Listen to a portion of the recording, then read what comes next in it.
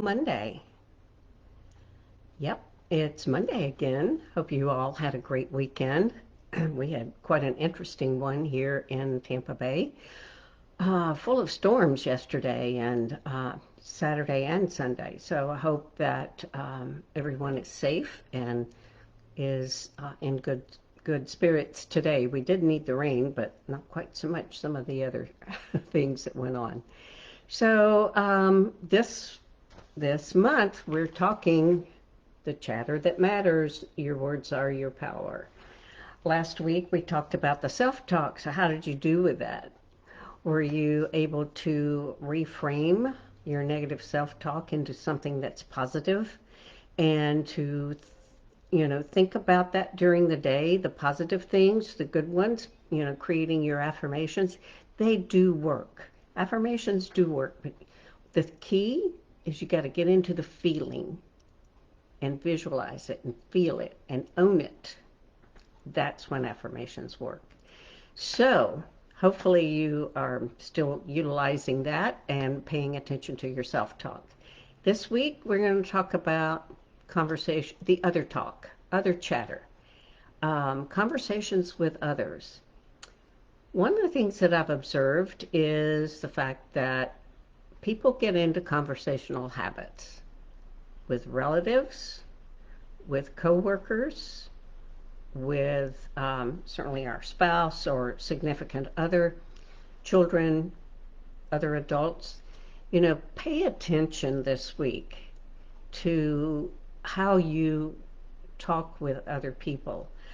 One of the things that came up years ago was when folks were getting together for Thanksgiving, and one of my clients was saying, I really am challenged because Aunt so-and-so always does this and always says that. And so take a step back and realize that you don't have to respond to others the way you've always responded. I'm going to say that again. You don't have to respond to others in the manner in which you have always responded or snapped back. So think about how you can shift things into a more enjoyable conversation. Sometimes some things are better left unsaid.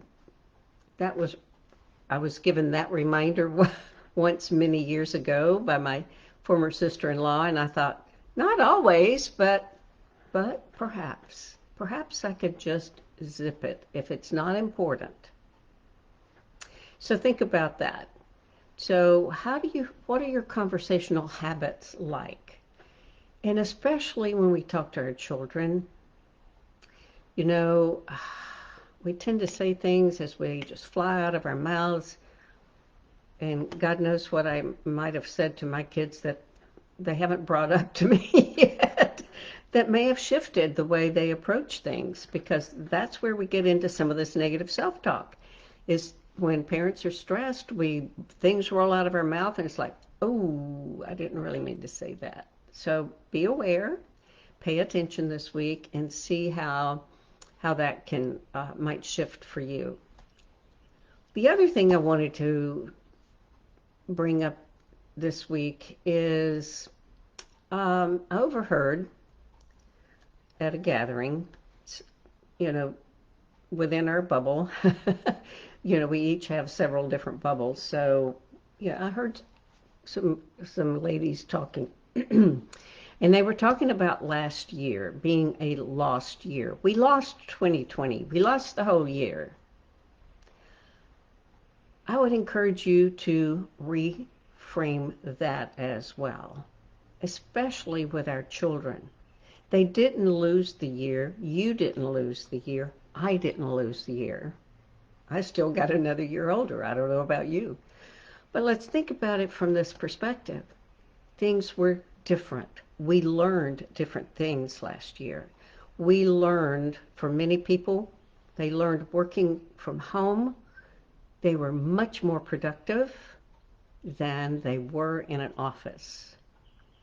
Some of the managers had to learn, excuse me, how to manage people remotely. So that was good. Maybe that wasn't. But there were a lot of things we learned. Our children learned also how to how to go to school via Zoom like all of the rest of us in the world. Thankfully, I'd been using it for several years before the rest of the world joined in. Um, and also for our teachers. They had to think about things differently. And, and that's not necessarily a bad thing.